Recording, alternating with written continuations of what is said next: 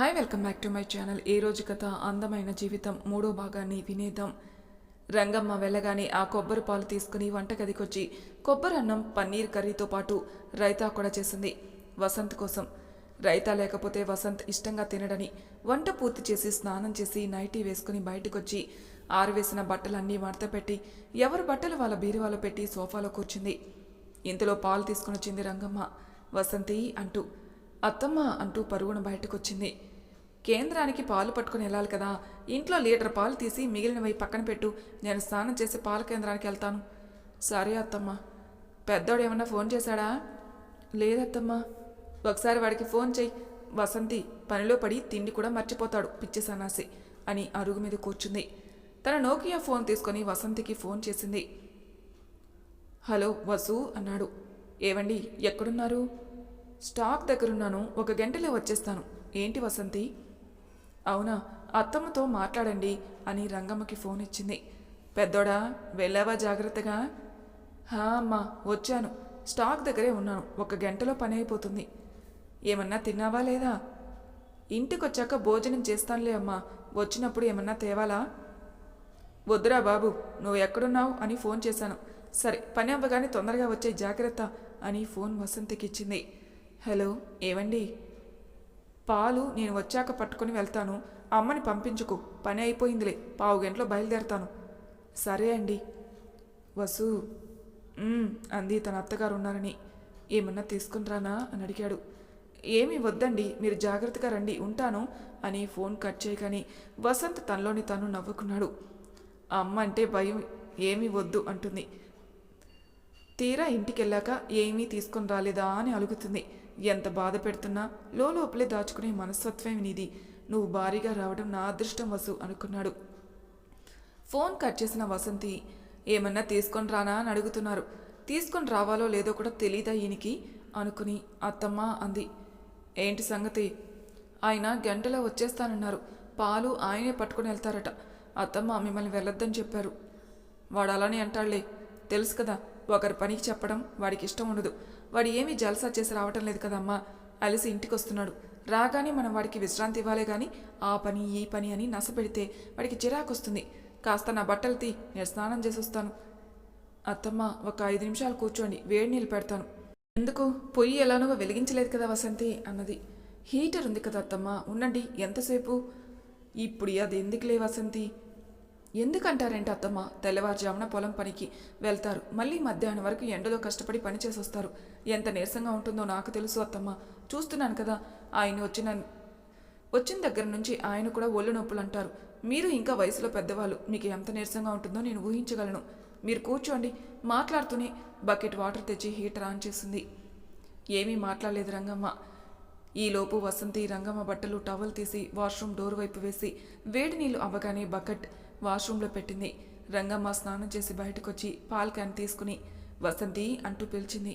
ఏంటి అత్తమ్మ? తలుపులు వేసుకో, నేను పాల కేంద్రానికి వెళ్తున్నాను. సరే అత్తమ్మ అని రంగమ్మ వెళ్ళగానే తలుపులు వేసుకుని టీవీ పెట్టుకుంది. అరగంటకి రంగమ్మ రాగానే వసంతి పాల పుస్తకం క్యాను తీసుకుని లోపల పెట్టింది. అత్తమ్మ భోజనం పెట్టేయినా అంది. వద్దు, వాడొచ్చాక తింటాను అని సోఫాలో కూర్చుని టీవీ సీరియల్ పెట్టుకుంది. వసంతి తన గదికి వచ్చి ఏమీ తోచుక విండో దగ్గర కూర్చునుంది.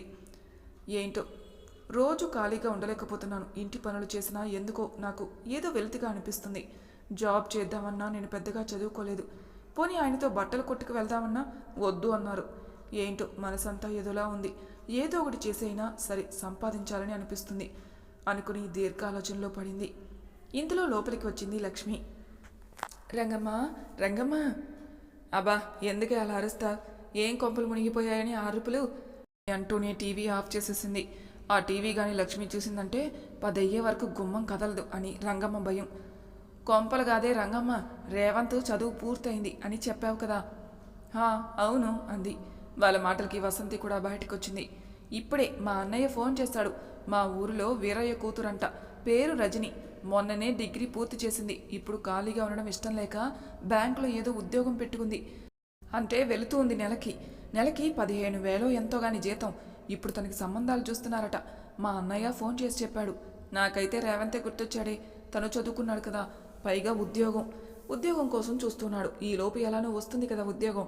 కాళ్ళ దగ్గరకు వచ్చిన సంబంధం ఎందుకు పోగొట్టుకోవడం చెప్పు. పైగా వాళ్ళు డబ్బు విషయంలో కూడా పర్లేదు, అడిగినంత కట్నం ఇస్తారు. పెట్టిపోతల దగ్గర కూడా నువ్వు చూడాల్సిన అవసరమే లేదు రంగమ్మ అని లక్ష్మి అనగాని రంగమ్మ ఆలోచిస్తూ, వాళ్ళిచ్చే కట్న కానుకలు నాకెందుకు లక్ష్మి, ఆ పిల్ల మన వసంతిలా కలుపుగోలుగతనంతో ఉండాలి. ఇంటిని భర్తని బాగా చూసుకోవాలి. చెప్పాలంటే మనలో కలిసిపోవాలి. పిల్ల అందం చందాలు మనకి ఎందుకు చెప్పు. బుద్ధి గుణం మంచిది అవ్వాలే కానీ. నీకు నా మీద నమ్మకం లేదా అంది. చచా, నేనెందుకే అలా అనుకుంటాను. ముందు మా పెద్దోడు రానివ్వు, వచ్చాక మాట్లాడుకుందాం అని రంగమ్మ అనగానే లక్ష్మి తల ఊపింది.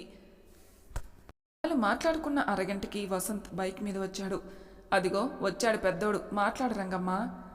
కాస్త వాణ్ణి లోపలికి రానిస్తావా నువ్వు నీ కంగారు అని రంగమ్మ అనగానే లక్ష్మి మూతి తిప్పుకొని కూర్చుంది. బయట ట్యాప్ దగ్గర కాలు కడుక్కుని లోపలికొచ్చాడు వసంత్. ఫ్రిడ్జ్లో ఉన్న వాటర్ బాటిల్ తెచ్చి వసంత్కిచ్చింది వసు. కానీ వసంత్ వాటర్ తాగలేదు. అతని ముఖం వెలిగిపోతుంది. ఆశ్చర్యంగా చూస్తుంది వసు. ఏమైందండి, చాలా సంతోషంగా ఉన్నారు అంది. ఏంట్రా పెద్దోడా అలా ఉన్నావు, మీ ఓనర్ ప్రమోషన్ ఇచ్చాడా ఏంటి నవ్వుతూ అంది రంగమ్మ. అబ్బా కాదమ్మా, తమ్ముడు ఫోన్ చేశాడమ్మా, వాడికి జాబ్ వచ్చింది మన పక్క ఊర్లోనే, రేపే ఇంటికి వస్తున్నాడు. జాబ్కి ఇంటి దగ్గర నుంచే వెళ్తాడట అని వసంత్ అనగానే ముగ్గురు సంతోషంగా చూశారు. ఏంట్రా నువ్వు చెప్పేది సంతోషంగా అడిగింది రంగమ్మ. అవునమ్మా, మన పక్క ఊర్లో స్కూల్లో పిల్లలకి పాఠాలు చెప్పాలి.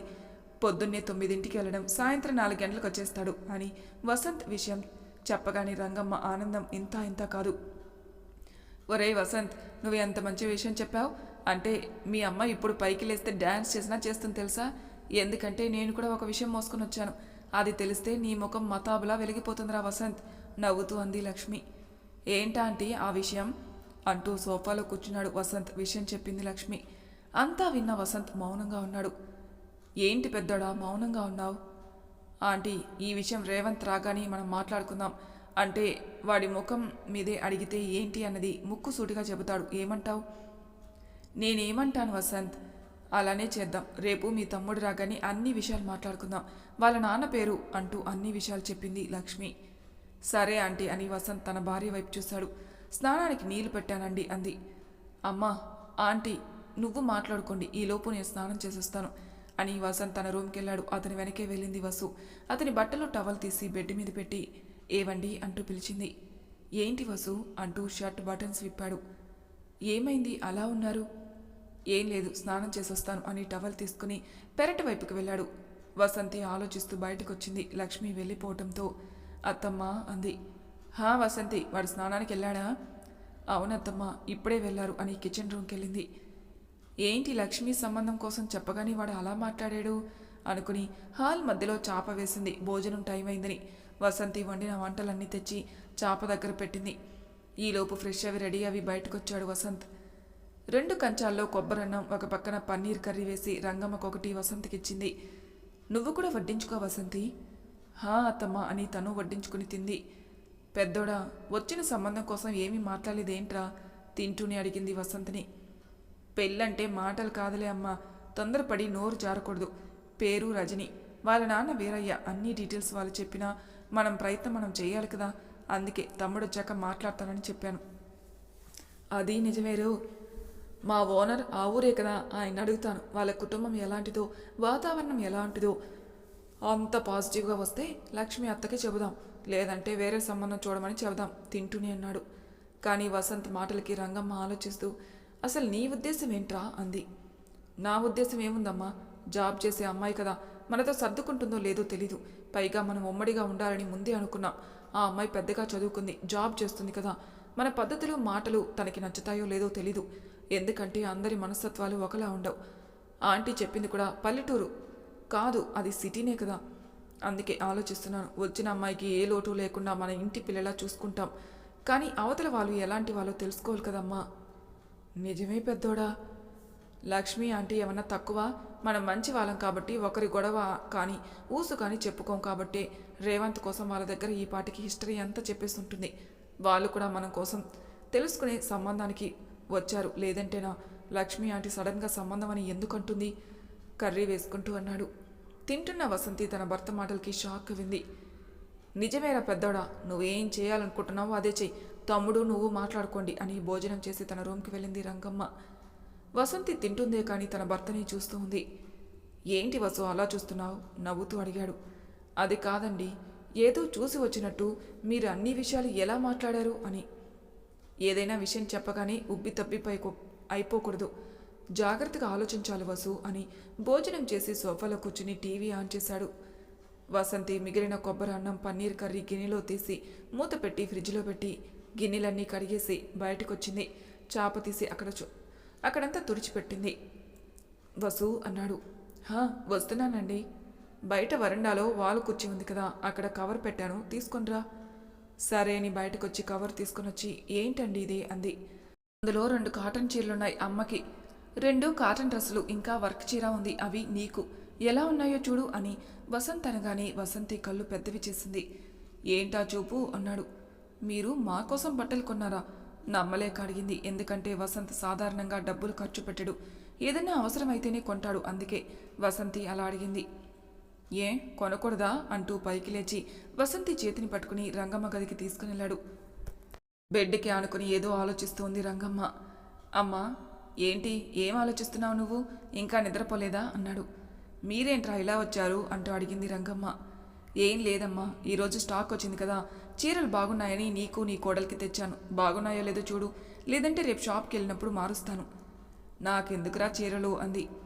ఎక్కడికైనా వెళ్ళాలన్నా మంచి చీరలు ఉండాలి కదమ్మా, నీకు నచ్చే రంగులే తీశానులే చూడు అని వసంతి కేసి చూశాడు. కవర్లో ఉన్న చీరలు తీసి రంగమ్మకు చూపించింది. రంగమ్మకి ఇష్టమైన 2 రంగులు తెచ్చాడు వసంత్. పైగా డిజైన్స్ ఉన్న కాటన్ చీరలు కావడంతో రంగమ్మకి బాగా నచ్చాయి. ఈ చీర నాకు తెచ్చారత్తమ్మ అంటూ లో ఉన్న 2 కాటన్ డ్రెస్సులు చీర చూపించింది వసంతి. వంకాయ కలర్ రంగు కావడంతో వసంతికి ఆ చీర బాగా నచ్చింది. బాగుంది వసంతి, ఏరా ఇంకో 2 కాటన్ డ్రెస్సులు తీయచ్చు కదా, డ్రెస్సులు బాగున్నాయి కదా. బాగున్నాయి కదా అని షాప్ అంతా కొనేయమంటారా? నువ్వు నీ కోడలు ఏదో బాగున్నాయి కదా అని తెచ్చాను, గుడికి వెళ్ళినప్పుడు వేసుకుంటుందని. నువ్వు భలే మాట్లాడతావమ్మా అన్నాడు. అలా అని కాదురా, పెళ్ళైన దగ్గర నుంచి తనకి నువ్వు ఏమీ కొనలేదు కదా, అందుకే అడిగాను. ఈసారి నుంచి కొంటానులే అమ్మా. సరే నువ్వు పడుకో. వసంతి నీకు మిషన్ వచ్చు అన్నావు కదా. అత్తమ్మ వచ్చు. పాతది మిషన్ ఉందని మన కిరాణా కొట్టువాడు చెప్పాడురా, రేపొకసారి వెళ్ళి మాట్లాడు మిషన్ కోసం. మిషన్ ఎందుకమ్మా? బయట జాకెట్టు చీరలు కుట్టించాలి అన్న డబ్బులు మామూలుగా గుంచటం లేదు. వసంతికి మిషన్ వచ్చని చెప్పింది కదా, ఖాళీగా ఉన్నప్పుడు బట్టలు కుట్టుకుంటుంది. ఏమంటా వసంతి, కుడతావా మిషను అంది. ఎందుకో చాలా సంతోషం వేసింది వసంతికి. అత్తమ్మ కుడతాను అంది. సరే సరే, రేపు వాడి దగ్గరికి వెళ్ళి మాట్లాడతాను, పడుకుంటానమ్మా, నువ్వు నిద్రపో అని వసంత్ తన రూమ్కి వెళ్ళగానే వసంతి అన్నాడు. ఏంటత్తమ్మా? ఈ చీరలు అవి కాస్త బీరువాలో పెట్టి ఆ మిషన్ కొంటాను, ఖాళీగా ఉన్నప్పుడు బట్టలు కుడదు. వాటర్ బాటిల్ కాస్త తీసుకొని రావా? సరే అత్తమ్మ అని రంగమ్మ చీరలు బీరువాలో పెట్టి ఫ్రిడ్జ్లో వాటర్ బాటిల్ తెచ్చి రంగమ్మకి ఇచ్చింది. అత్తమ్మ చెప్పు, మళ్ళీ ఏం తక్కువ వచ్చింది? రేపు బిర్యానీ వండుతావా ఏంటి? అది కాదత్తమ్మ, ఎల్లుండి ఊరు వెళ్తాం కదా. అవును, వాడిని తీసుకుని వెళ్తానన్నాడు కదా. అదే అత్తమ్మ, మరి నేను ఈ చీర కట్టుకుని వెళ్తాను అత్తమ్మ, నాకు రేపే మిషన్ కొనేయండి. మా ఆయన నా కోసం చీర కొన్నాడని నేను మా ఇంట్లో అందరికీ చెప్పాలి అని వసంతి సంబరపడిపోతూ చెప్పగానే రంగమ్మ విస్తుపోయింది. ఏంటత్తమ్మ అలా చూస్తున్నారు? తన చీరని కవర్లో పెడుతూ అంది. ఇప్పుడు మీ ఆయన కొన్న చీర కట్టుకుని ఊరికెళ్ళాలి, అందుకు మిషన్ రేపే కొనేయాలి, అవునా? అత్తమ్మ అంటూ నవ్వుతూ బుర్రగొక్కుని ఏదో ఆనందంలో అలా అడిగాను, సారీ అత్తమ్మ అని పరుగున తన రూమ్కి వెళ్ళిపోయింది వసంతి. నవ్వుకుంది రంగమ్మ. నిజంగానే పెద్దోడు అన్నట్టు తెంగర మాటలు మాట్లాడుతుంది ఏంటో ఈ పిల్ల అనుకుని పడుకుంది. రూమ్కి వచ్చిన వసంతి తన బట్టల కవర్ బీరువాలో పెట్టుకుని బెడ్ మీదకి చేరింది. అప్పటికే ఆమె కోసం చూస్తూ ఉన్నాడు వసంత్.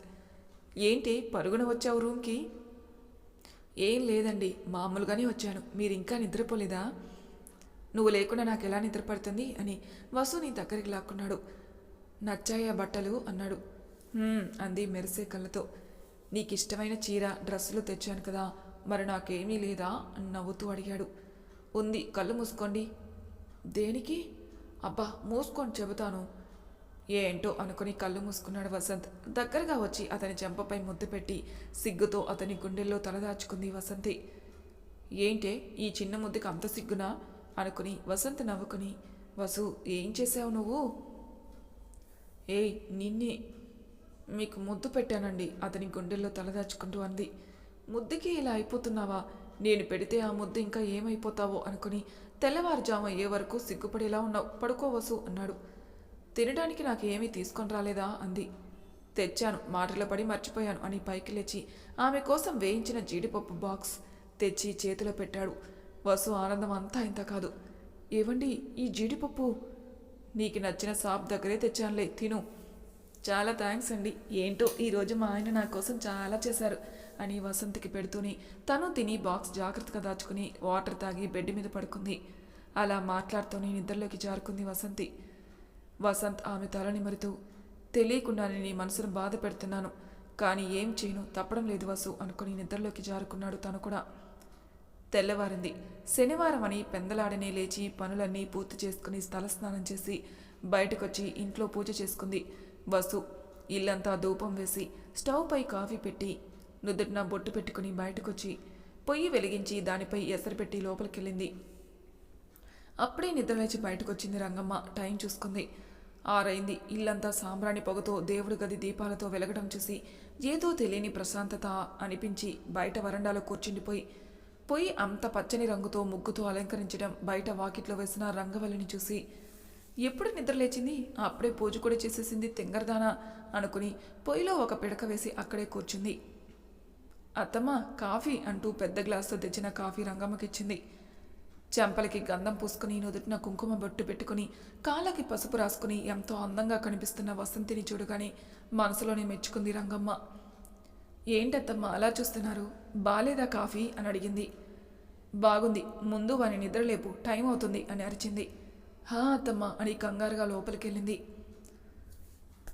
మరి తర్వాయి భాగంలో ఏం జరుగుతుందో నెక్స్ట్ ఎపిసోడ్లో తెలుసుకుందాం. అంతవరకు నా ఛానల్ సబ్స్క్రైబ్ చేయని వాళ్ళు ప్లీజ్ సబ్స్క్రైబ్ చేసుకోండి. లైక్ చేసి షేర్ చేయండి. మీ అభిప్రాయాలు నా కామెంట్ రూపంలో తెలియజేయండి. Thank you for listening.